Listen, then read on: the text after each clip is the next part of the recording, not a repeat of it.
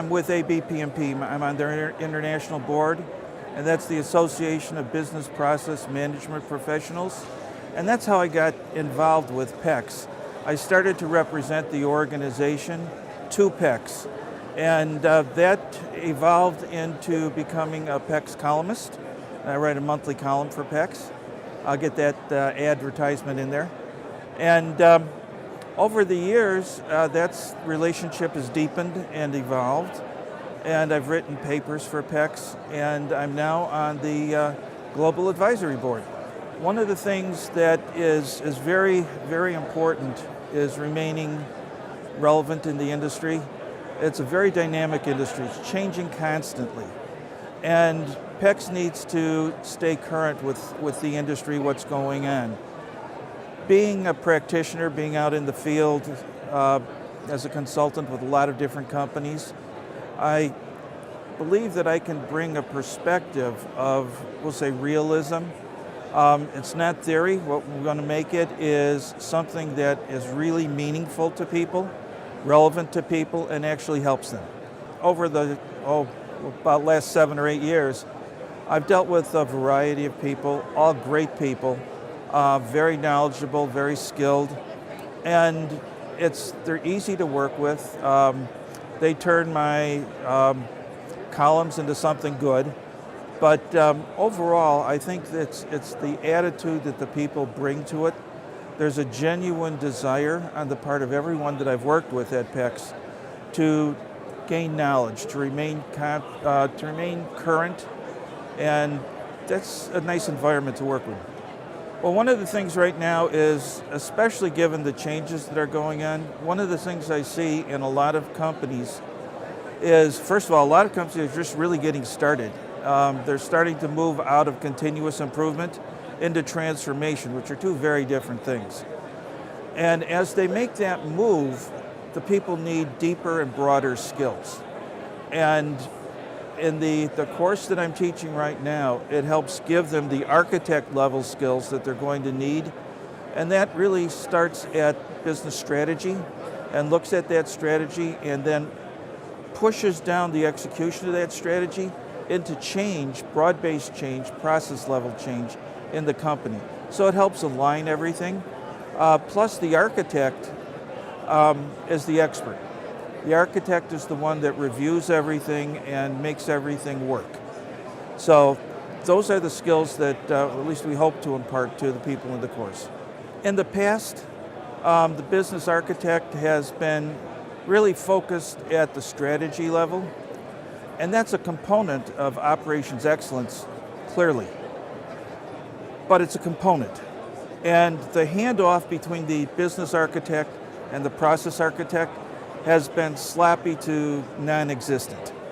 And part of that role is we're going to be bringing, under the heading of operational excellence, that's why I'm really happy to be here, we're going to be pulling together process, business architecture, enterprise architecture, and then cultural change.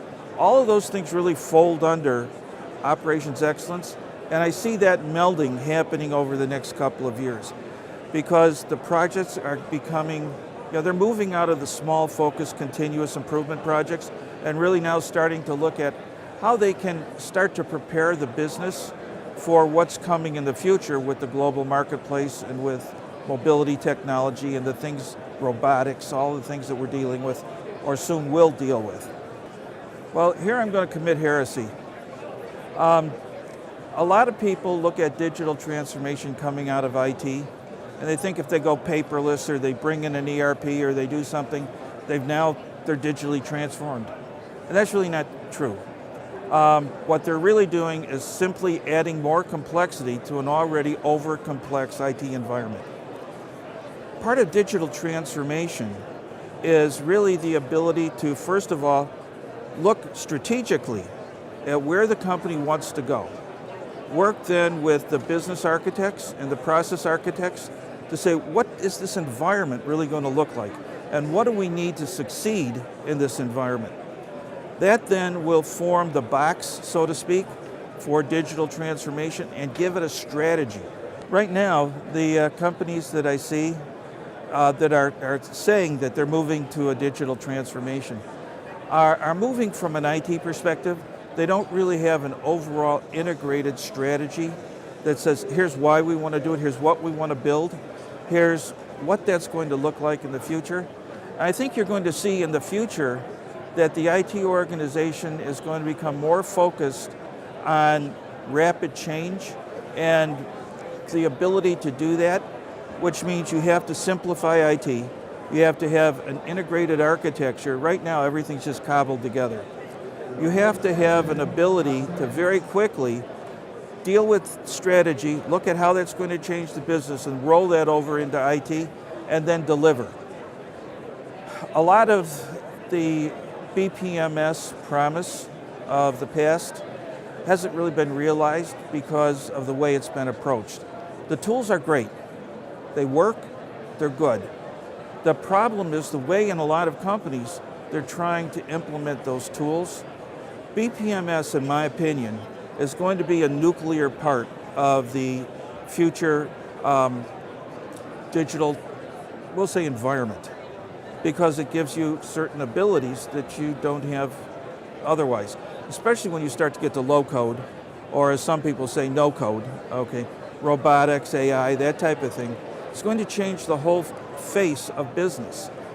By just cobbling things in and adding them, you're never going to really get there. You're never going to realize the full potential of that technology. So there's an opportunity right now to start to look at, given the technology that we have and what's on the horizon, how can we redesign from the bottom up? How can we redesign IT? And how can we simplify it? And how can we start to achieve very, very integrated and rapid change? And those companies that do that are going to be the winners. But that's really what digital transformation, at least to me, means. My book is called The Business Transformation Field Guide.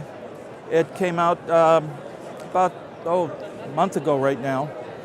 And it's really recognizing that in companies, there are a variety of levels of capability from the teams, both on the business side as well as on the IT side.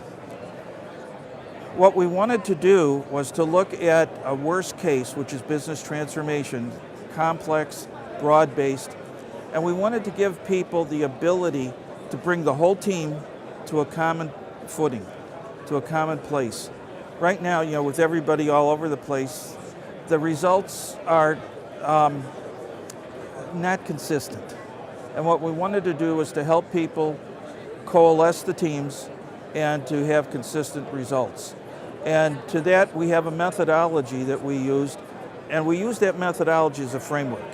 And we then, within the phases of the methodology, we ultimately came up with about 850 hints. Some of them are short, some of them are longer, but it's looking at, what are the typical problems, how do you get around those problems, what needs to be done, what should you avoid. And the book's been very well received by the reviewers, and so hopefully it'll help people to improve the success rate.